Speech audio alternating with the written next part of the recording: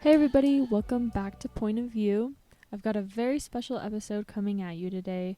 I talked with Chris on what it means to breathe, how to deal with all of life's struggles, and how to remain optimistic and, in the end, thrive with the cards that you were given. So I hope you stay tuned and listen to this whole episode because it's a really special one that you're not going to want to miss.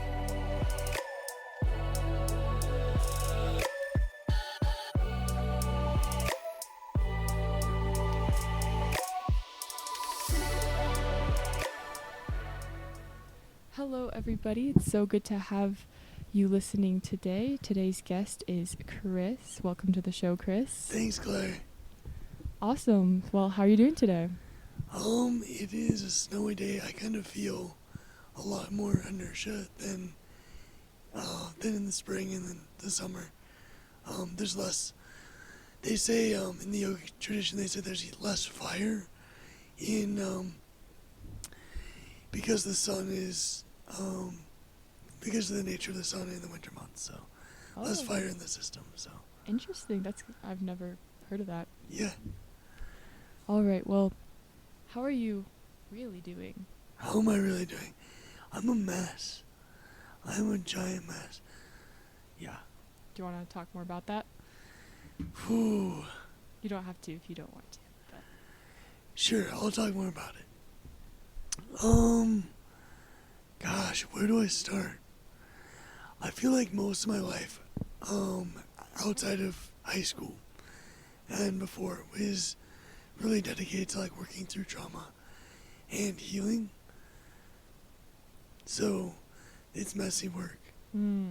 So just life catching up and stuff like that. Yeah, life catching up with me as I grow. There's I always know what's next because I feel someone knocks at the door inside of me. So, yeah. But good news, I'm on some good medication and an antipsychotic medication, and I'm excited. I'm gonna have a new therapist tomorrow. That's awesome. Yeah. All right. Well, do you want to dive into your story and tell us what was it like for you growing up and kind of more about your childhood? Sure. So my parents divorced when I was 2 years old. And they fought like cats and dogs. They fought so much. And so I'm actually doing in my class, learning about what it does to the human psyche when there's disturbances and traumatic disturbances when we're just that young. And so it sucks. We're so fragile and there's so many ways we can break. So one thing that's on my mind a lot with this class is like, and I just had this idea, we as human beings, we need to have super stable psyches in order to be who we need to be to environmentally save our world from ourselves. We need to grow in order to not just trash our planet with CO2 and global warming and soil degradation and all these things. So, but yeah, I forget, what question did you ask in the first place? What was life like for you growing up and what's Growing your up. story? Okay, so my mom is traditional Catholic. My dad was traditional Catholic but decided not to be. And went in a complete different direction when he divorced my mom. And so I felt in my childhood almost like pulled into like all the time. And so I remember being like 4 years old and like registering that both my parents are like crazy and I need to like live my own life. I love both my parents, and they would probably agree that to the crazy part, at least a little bit. So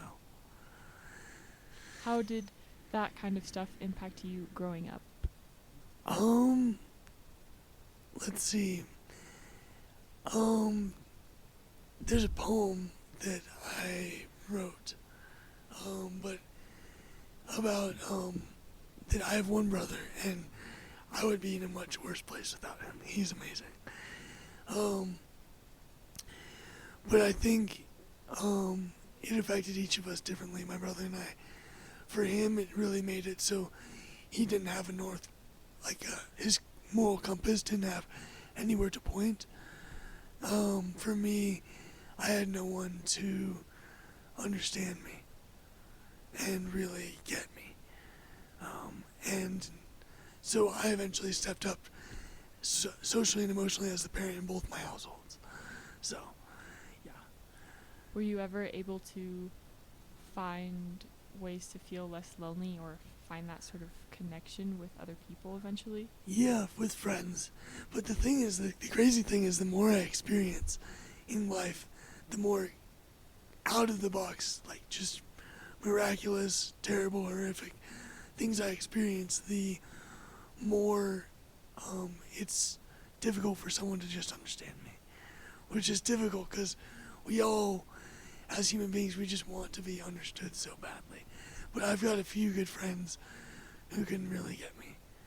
And I really appreciate and treasure. That's good to hear that there are people like that that you can lean on. Yeah, Do you want to talk about your situation that happened when you were 6, I believe? And sure.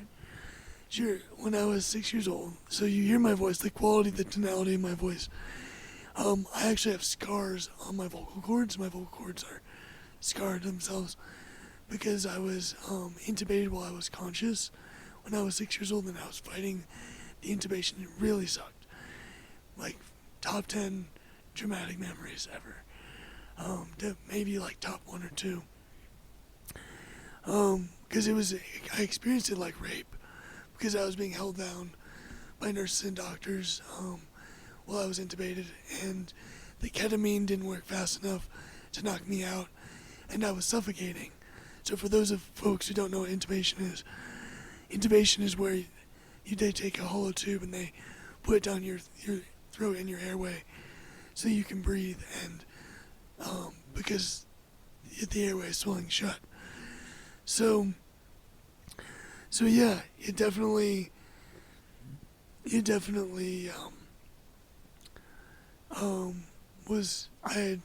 was a terrible experience, for real. I had flu, croup, and strep, and my airway was swelling shut because I was coughing. And before that event, I'll never forget my dad, who was listening to me cough, and I was taking one of those cough drop suckers, and I just that taste, and I was in the bottom bunk bed of my home, and my dad said, "Son, you're going to the hospital." And I was like, "Wait, isn't that where people go to die? Like, it's not that serious." But anyway, but then I was in a coma, medically induced into a coma, and funnily enough, this is a very human story. That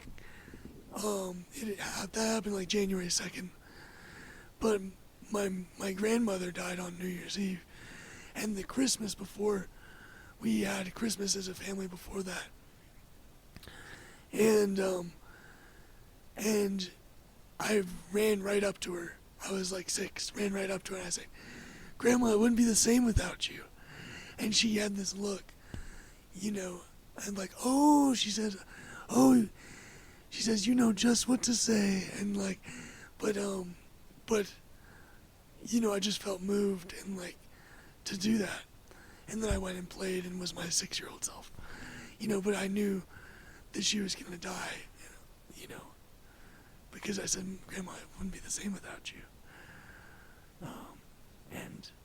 and so, but then a few days later, she was dead and I was in a coma, and in the coma, the whole thing. Would you like to hear about the Sure. experience? It was really intense. It's kind of a gift that has kept on giving, because when I was very loose in my body, like at the very end, I had an out-of-body experience, and to explain it in words, that's why I'm doing music. It's a lot easier to explain it in music, but I'm feeling overwhelmed by just the emotion of there's just so much involved. I was born on 9/11/01, and I feel like in my family and in the world, like one thing I really want to do is just be a voice for peace, for love, for joy, to help others achieve well-being and learn how to create themselves, and most of all, to be a voice for those who don't have a voice. Like when I was 7, I couldn't talk for almost a year of just no talking and suffocating a lot too. I breathed out of my neck through a tracheotomy tube, and it was awful. You know, it's not very often that a 6-year-old like just wants to die, but I was like, it was just my living reality was just horrific. This was after the coma. I'll come back to that. I feel like I want to be a voice for people who don't have a voice. I want to, for people who don't have the guts to speak up for themselves, because that takes a lot. If someone's abusing you, to have the guts to speak up, you know, or there's so much in this world that needs to be said, that everyone knows it needs to be said, and it's not said. And someone's just got to say it.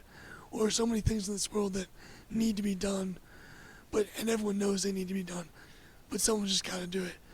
And I feel like, you know, sometimes the attitude of like trying to help people gets me in trouble a little bit, because if I'm the only one doing the work, you know, it's tough. I know what it's like to not have anyone, to not have a voice, and I want to be that person for people. So, but anyway, we were talking about the coma. I feel like the dreams I had when I was in a coma, there were dreams and then there were different experiences that... Have you read Dying to Be Me by Anita Moorjani? Is that the one about the lady who has cancer? Yes, yeah. I read it like a long time ago. It was really cool, like what we experience as divine. A lot of folks say is that this dimension that we're talking and listening in is like one dimension, and there's different dimensions of being. One of which is like the dream world with lucid dreaming, and then an out-of-body experience, and I know enough to know that I don't know much at all. But I've experienced a few different states of being, one of them being in a coma. And there's this feeling of just overwhelming love and just being a part of something that has remained my North Star. I wrote a song called The Memory of Light, and it's my memory. You know, because it's like when we're working through the everyday, when we are in agony, when we wake up in the morning and we're like, you know, there's no reason for me to be here. And we don't see the bigger picture. We don't zoom out. It's the memory of light that we've got to just hold on to. And that's faith. You know, that's true faith. So you kind of touched on your spirituality and how all of that plays a role in your life, but do you want to maybe talk about that a little bit more, and what kind of practices you have and how they affect your day-to-day life? Yeah, for sure. Thanks for asking. Yeah, and also I just want to say thank you so much for having me on this podcast. Of course, we're so happy to have you on. Okay, first I want to say I'm not an expert on this. There are folks who've dedicated their lives to like teaching and learning yogic practices, and I want to be a yogic teacher, and I'm in the works of doing that, becoming an Ashtanga for the Isha Foundation, which is an international nonprofit organization dedicated to cultivating human well-being and founded by Sadhguru, yogi, mystic, and visionary. And so the Isha Foundation has been offering tools for well-being from the yogic sciences to people from all walks of life, with the support of over 17 million volunteers worldwide. And this foundation, the Isha Foundation, is where I've learned my practices. It's really amazing because it can turn, you know, for a lot of folks, going through traumatic things is kind of a disadvantage, you know, because folks who haven't been through a ton of trauma, you know, I've been through like 56 surgeries, abuse of various kinds, and I'll just leave it there. You know, I've been through a lot. And so a lot of times it's like a disadvantage, right? But if we can turn it into almost a superpower, say we make a dedication to creating ourselves and turning the pain into something beautiful, that's when it really becomes a gift. You know, it's hard to take a traumatic event, and like even recently, like I was in a mental hospital and sexually assaulted by a nurse. It was horrific. It was absolutely terrible. But like the resilience that I have gained from all the previous trauma, I can do what I need to do to keep going, to get to a place where I'm in a safe environment where I can work on things. But it's these things that where to take all the horrible things that life has given me and call them gifts. As they say in like the Buddhist tradition, no mud, no lotus. That we need the shitty parts of life to create the most beautiful parts of ourselves. So yoga or spiritual practice is about just creating ourselves as we want to be. So one thing Sadhguru asks a crowd all the time, he's like, do you want to be joyful or miserable? I'm going to bless you right now. And that's what he says. And everyone's like, well, joyful, yeah, but still, He's like, okay, what if you could make yourself joyful? And that's what yoga is about, is having the ability to respond in any way that we want to whatever's happening within us. Awesome. Well, that's really interesting. Thank you for sharing. What would you say is your dream job? Good question. I would love being a teacher. That's what I'm going to be, is a teacher. I'm almost nervous to want that because it's such a mess. The whole field is such a mess. Education. I want to get a master's degree in educational policy so that I can really do something about our education system, because so many kids, like I was totally blessed to have the best teachers ever, and every kid deserves that, to have amazing teachers, because that makes such a huge difference. You're nodding a lot, and I can tell you feel that too. Do you have any particular age group you like working with, or High schoolers? High school? Yeah. I could do the younger kids too, with high schoolers, and it'd be cool to do college too. Yeah, I want to try out everything. But honestly,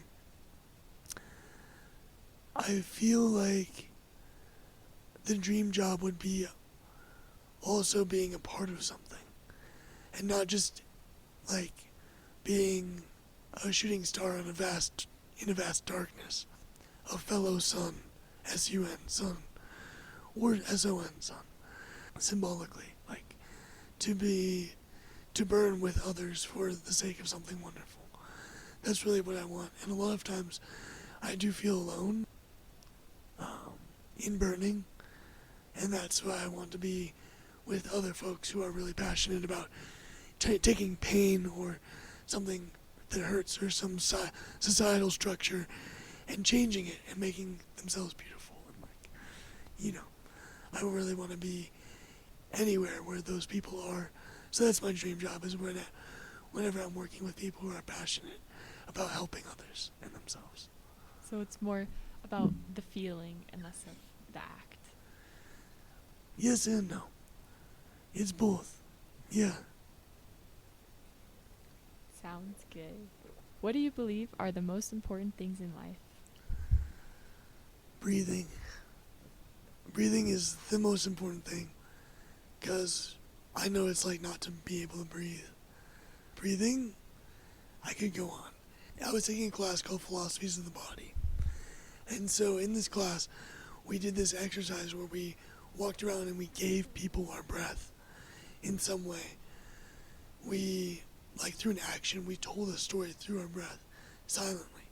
So this brought up like a lot for me, and not in a bad way, because when I couldn't talk, and so I had no vocal cord movement, so I was using my breath and everything, my gestures, my facial expressions, everything to just convey meaning, because you gotta convey meaning, otherwise it's complete isolation. So not only is the breath necessary for voice, it's necessary for life. And so in this experience of giving people my breath, I was just totally struck at how deeply it touched me to give away my breath. And then realizing that the air I'm breathing out, you're breathing in. Even though there's like CO2 and oxygen mixed in, But the air I'm breathing out is literally my life. I'm literally giving the world my whole life and taking it back every second. And to feel this, you gotta try this. Where you just, and you just give all of your breath away. And then you receive it back, and the whole world is breathing together. All of us are breathing, we're giving each other life constantly. And that's just, to me, it just hits me on a level that's just so incredibly deep. The very life that I am, being able to give and then receive it back. Would you like to hear a short story? Of course. Okay. The last surgery I've had, the last true surgery I had, was awake. It was supposed to be 3 hours, it was 4 hours. So I was awake on the operating table, just lying there. And they opened up this horizontal scar on my neck with a scalpel, and holy heck, they went to town. And so it was such agony. Literally being awake, watching the surgery on a camera screen, and feeling it happen too. They did numb it, but there's only so much you can numb. They did a great job. But there was this feeling of in-breath, out-breath. In-breath, out-breath.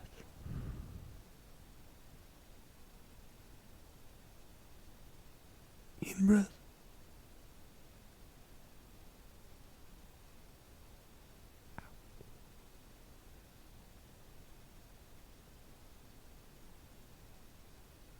and my surgeon put his hand on my chest. He said, "Keep breathing, Chris." And I was like, "You're right. I need to keep breathing." That's right. Breathing is important. And then later, when I thumbs up my anesthesiologist, and they wheeled me to the recovery room. And normally, you wake up in the recovery room. But I literally went from being annihilated, like they gutted me. They changed my whole anatomy of my neck. And my surgeon had his hands behind his back, and he was like, "So, Chris, you stopped breathing on the operating table, right?" And I was like, "Yep, I was there." And he's like, "You remember the whole thing?" And I was like, "Yep." And he's like, "Yeah." The bond between surgeon and patient, especially if you're awake, is just so incredible. I was feeling his emotions the whole time, as well as mine. And when you're in an experience where you're close to death, because I knew what I was getting into. I can die. I can never speak again. And this was a surgery on my voice that was for singing, because I love to sing. I'll be releasing an album soon. But there's a bond that's just so incredible, because it's like I willingly went there to be cut open by him to better myself. And it's definitely a huge trauma there, but it's so beautiful too. And then later that day, just going outside, I got to go outside, and I have a new scarf so that they could drain the blood in my neck. Going outside and just hands pressed together, just in awe of being alive in every cell of my body. Being, yes, I'm alive! I'm alive! I'm alive! And then just started sobbing.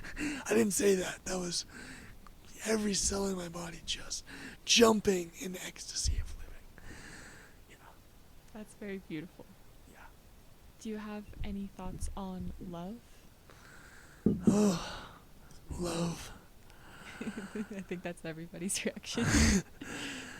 I fall in love in 3 seconds. All the time, hugely. Committed love in 3 seconds. It's ridiculous.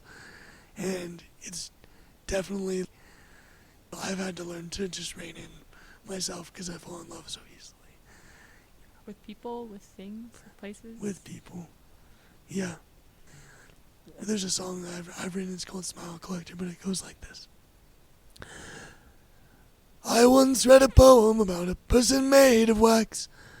Have we met? I'm empty, pleased to meet you. And I can't tell you this, but it's true. We're 3 seconds in and I'm already in love with your words and your way. And your beautiful smile encompasses my heart and warms me for a while. But I've learned not to get too close, 'cause it's cruel if you find out how much I need you.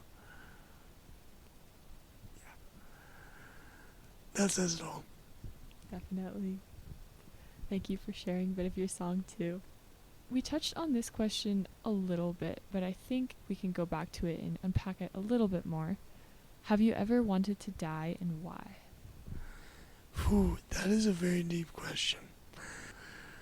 Whew. Yes. Yes. A lot of... I don't know if anyone else has had this experience, but waking up every morning and kind of the opposite of what I was talking about. Every cell in my body just saying, I want to die. Like, it is, I have served my purpose. Just being brought down, like, when I got to college and, things ended terribly with my whole family, and I internalized the feeling of failure as a parent to my parents and my brother, which makes no sense, but that's how it was. And so, one thing that's been such a battle for me is, and a battle I've won too, which is great, is deciding to live when everything that's meaningful to me has been destroyed and lost. And that's, if someone has felt what it feels like to lose everything that they care about, everything at all, they know. And so, it's people who have lost everything that they care about. I bow to everyone who's lost everything they care about. Because I know, like, what it takes to keep going is kind of, like, inhuman. You have to really draw from everything that is beyond you and draw from the deepest guts of yourself to keep going. So for so much, in my lowest moment, I've said, because I fought so hard to live, with 56 surgeries to live. So for me, it's like, all right, that's not an option. Like, I have been given the gift of life. And even though it sucks right now, I know logically and deeply in my heart that there is a way. And that I'm going to make a way for it to get better. So, and it's interesting, I feel like I'm talking to you and everyone who's ever going to listen to this podcast at the same time. Which is so cool. But yeah, like, what has kept me going is in those deepest moments is saying, this is hell, right now, this is hell. And at the same time, this is hell. And you just gotta recognize that and leave it there and be like, alright, I wanna die. That's on the table. Okay, and then the next step is, what is the deepest part of who I am? And it's not like I go through this step-by-step process, but this is kind of what happens. And if I've lost everything that's meaningful to me, well, then I've scoured every bit of myself.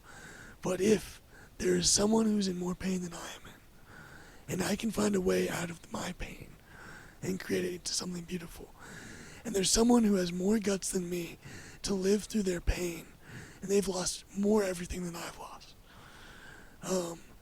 And by losing everything, I mean being abused by the people who would save your life. Being abused to the point of where it is undignified to choose to live. Where there's nothing, it is against my dignity to live in this moment. Because I've been so unjustly hurt by this world, by God, by love. That I've experienced things that no human should ever experience, and will experience ever again. But if there's someone in more pain than me, that I'm like, I live for them. I live for them. Because I know that I have some really, really, really resilient stuff in me. That I can live when there's no reason to live. When I have nothing. And so, if I can live for the people who haven't been through 56 surgeries worth of strength, where the body wishes that the body would die after 36 of them, damn, I live for those people who know what that's like in a different way. That's incredible. Yeah. That's very beautiful. It's true. I definitely believe it. Yeah. What are some of your biggest dreams? I want to change educational policy in the U.S. with other people. I don't need to do it single-handedly. It just needs to change. So, I would love to be a teacher. I'm afraid of this dream. Because I think it'd be so wonderful for me. And at the same time, being a teacher, but doing other things too. I'd love to be a professional musician. That's something that's been really going for me because my whole story I can tell in an album format, and I really want to. So yeah, and this is giving me so much, this podcast. It's giving me so much confidence just talking about this. Kind of like what I was saying, I want to thrive. Believe it or not, I have been rolling the boulder like Sisyphus up and making progress with every step. And even if people might perceive the boulder falling down, for me, the boulder it doesn't move except upward for me. But I'm really feeling like tomorrow I'm starting a new therapist, I could tell you some really funny and terrible stories about awful therapists, hilariously horrific. But I'll be starting with a good one. I feel like I had this dream once. I think I was 12 or 10 to 14 when I had this dream. In this dream I was on a plane and I was older. And this plane, it was very significant for me because I was born on 9/11. It's just rooted in me. It's something that I don't even need to think about. But I was on this plane, and this plane was going down. And I knew it was going out, and everyone in the whole cabin was freaking out. And I just had this calm and just this realization, okay, this is it. And I've had that moment enough times in my life of being this is it. I'm probably going to die. I've had that enough times where I know what that feels like. And people listening would know if they felt it. And if you haven't felt it, or if you can't relate in a deep way, man, don't be down on yourself for that. You're lucky in the best way, and you need to appreciate that. Because in many ways, no one should experience the horrific things of that. We gotta just enjoy what we got. But anyway, the plane's going down, and then right before it hits the ground, the pilot takes control. I kind of black out for a sec. And then suddenly the plane rotates 90 degrees and just zooms at a diagonal upwards, and I feel my spirit soar. And so that's a dream that I really want to make my reality. Because I've been in this lifetime. I don't know who is organizing this lifetime for me, or how that works. I don't know if I was a part of it. But holy crap, I have been put on a plane that is going down. And it has been my life's work to make sure the plane doesn't go down. But, and I've had so much help with that. So, but, I feel like I'm right at the point where it's about to turn around, which I'm really excited for. Good to hear. Yeah. They're looking up. Things are looking up. It's kind of fun when it can't get much worse than it's gotten. When it's literally impossible to get worse. What kind of things do we need more of in society? My professors, he just wrote a book about, I haven't read it yet, about, have you heard of Plato's Republic? Okay. Plato's Republic it's a philosophy book, and Plato basically tries to make an ideal city, and there's an analogy saying the ideal person is like the ideal city, and trying to explain human nature through making a city. That's the ideal polis or city. where like everything's in a certain way and there's certain different people do different things and la-di-da-di-da. So my professor has written a book about what it's like to, what it would be like to live in an ideal city for our psyches. Because we as human beings, we need each other. We need to be together. And to escape the need to be with people I have not done it. I've tried. But we need, what more do we need? Baby, don't hurt me no more. No, courage. True courage. Courage as in, I feel insecure and unable to do something, but I'm going to give it my all. Courage about speaking up about things, like about the planet. Courage to say what's needed to be said. Courage to do what's needed to be done. We need more courage. Do you know where courage comes from? No, where does it come from? I don't know either. My courage comes from desperation and knowing that I have no other option. And I guess many folks don't have that, which is okay. Do you feel like, where does your courage come from? That's a good question. I can't really pinpoint exactly where I think it comes from. I think I just get this feeling almost like it's from my soul. This just needs to be done. This is the only way. This is the path you have to take, and no matter how hard it is, like, at the end of the day, that's what has to happen. That's so beautiful. I guess we'll move on to the next question. Do you have any regrets? A lot. I should say, I have a few regrets that I regret a lot.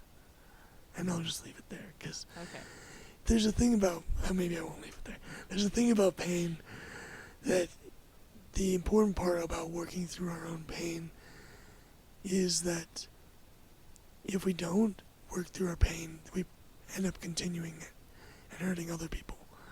Traumatic cycles repeat. So yeah. And there's Sarah Bender, who's a Buddhist meditation teacher here on campus. She said that everyone has a shard of their world's pain that they carry. And it's our responsibility to do with that pain that we're given to do whatever we want to do with it. But, what was the question again? Do you have any regrets? Oh dear. Yeah, I do. Because, in trying to make myself beautiful, when monstrous things have been done to me, I have also become a monster at different points in my life. So, it's definitely like moments that I say define me in a way of that I will never go back to doing that. Like, no, I will never do again what I have done out of ignorance. Have you been able to forgive yourself for those things that have happened? Mostly, yeah. Mostly. That's good. But it definitely takes time. Yeah. Okay. So the next question is, what is your economic background and what role does money play in your life? Growing up, my dad was financially doing well until he lost his physical therapy clinic and went to jail. He was growing marijuana before it was legal for his patients and selling some on the side. And the SWAT team raided our house and we got evicted after he went to jail for 18 months, which sucked. It was horrific. And so I really was taught to struggle. My mom worked a 9 to 5 as a medical receptionist. My dad, after he got out, worked like odd jobs and just did everything he could, pay rent. So I come from what I feel like is I come from a pretty low socioeconomic background, because that's how it has been most of my life. And I really do want to be a wealthy man. I don't want to struggle like I've seen my parents do, which is why being a teacher, I'm going to have some side hustle. I don't know what it is, but I'm going to need to figure something out. Maybe being a professional musician or something. Yeah, I've got a lot to give, so I'll figure it out. You touched on you want to be a wealthy man and not have the same struggles that you had growing up, but do you think that in some ways, like, would money solve those problems? Yeah, one of the biggest accomplishments of my life is I can create happiness when I want to be happy. Like if I'm really feeling not happy, I can go inside of myself and just open up and be like, okay, I'm here, all this stuff is happening, but the truth is I can be happy about the pain as well. I can be happy about it. And so that's taken like a lot of work to do that. So yeah, money, there really is a huge difference in folks who have money and folks who don't have a lot of money. That money, like not being financially stable, like, watching It's Just My Dad out, it really makes it so that we don't know where food's going to come from next. If that's happening, that's scary. Like, and I was talking about this with my dad on the phone a while ago, but like just empathizing and being like what it's like to have kids and not know where their food is going to come from next. That's a scary thought. Mm-hmm, So so yes and no. Does it solve all the problems? No. But does it make it a lot easier to climb Maslow's hierarchy of needs? Yeah. absolutely. Okay. Do you fear death? Okay, this is another accomplishment. I can look death in the eyes. I've almost died enough times, and I mean really almost died. Like, like that I can really look death in the eyes. And is it still scary? Yeah, it is still scary.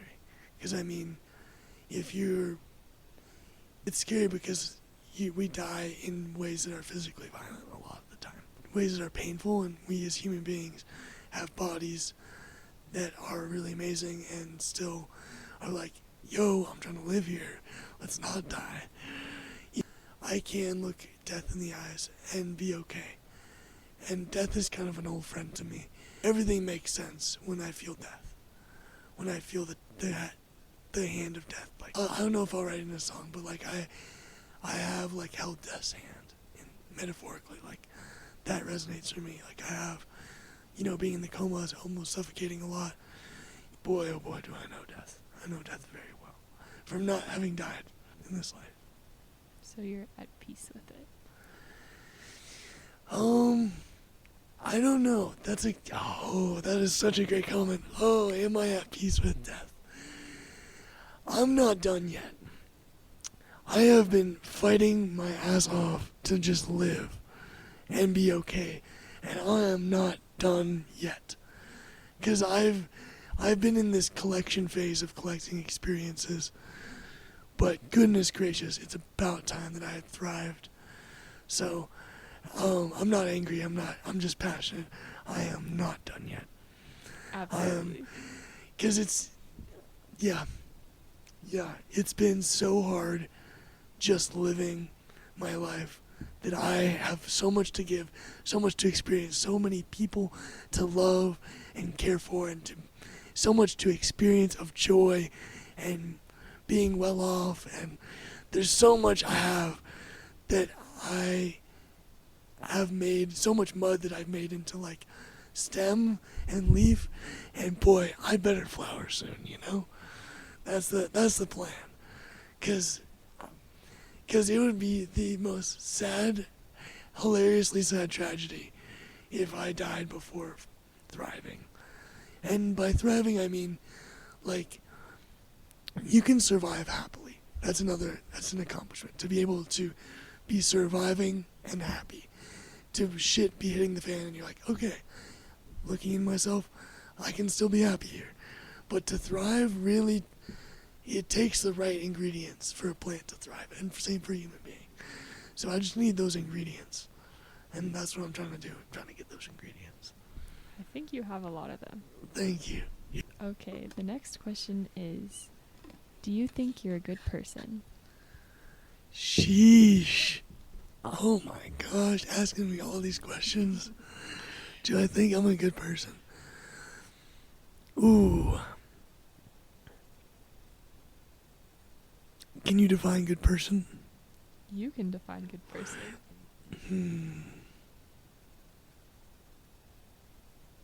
I do my best. I feel like it's tough to define. I'm not the one who should define if I'm a good person or not.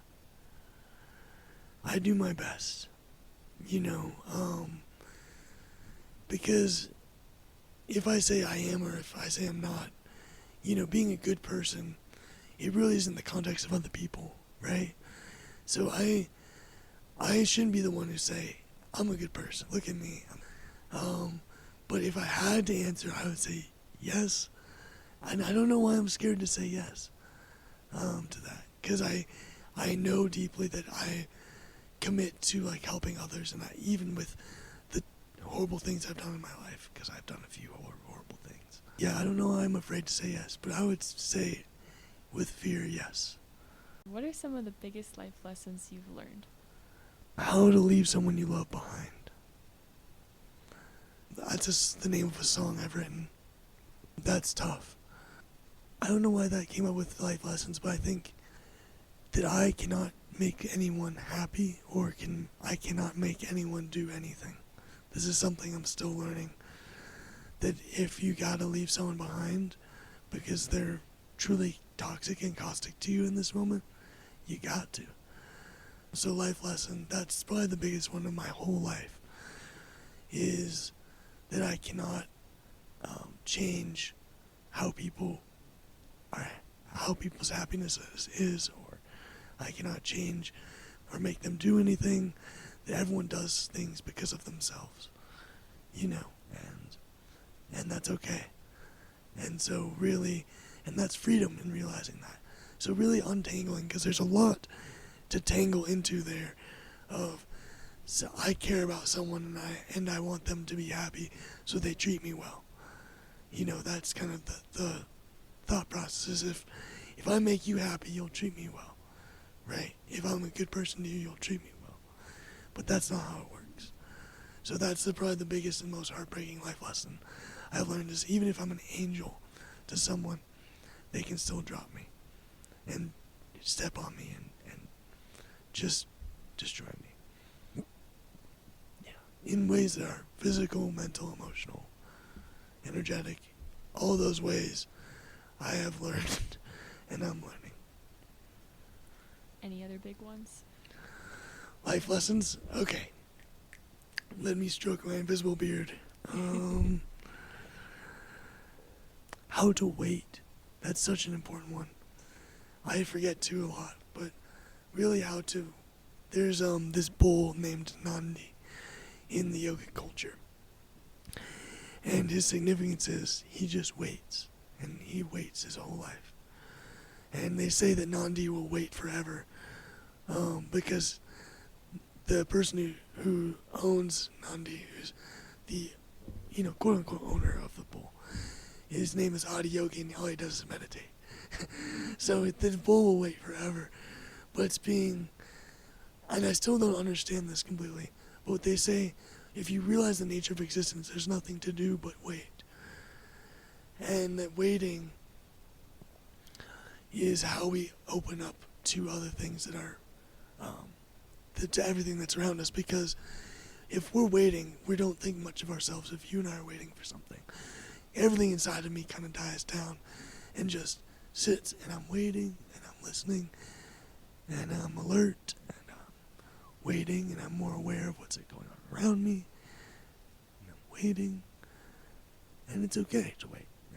And that's so waiting under agony, when being in agony, mental, physical agony, and waiting, and just like bringing all my experience to what I'm feeling and waiting, and like just facing the fire head on. That's a life lesson to face life in, because if I don't face it now, I'll gotta face it later. That's, I guess, the life lesson. If I don't face it now, it will come up later. So I just face it now. Absolutely. Yeah, big life lesson. All right, so now we're at the final question. Woo. Are you happy and why? Yes and no. Yes and no. I feel like emotionally, like, I'm happy. I've learned how to survive happily. So even what I mean by surviving happily is even if life is going like horrifically, like there's things happening that's like mega awful, smile and be okay. Not being okay, you know. So I would say yes and no. I'm human. You know, a lot of times I lose sight of like my core happiness. You know, but when I can feel myself and feel who I am, I feel myself as happiness. All right. Well, there you have it. That is the end of the interview. Thank you, Claire. so much for coming on the show, Chris. It's great to have you. Thank you.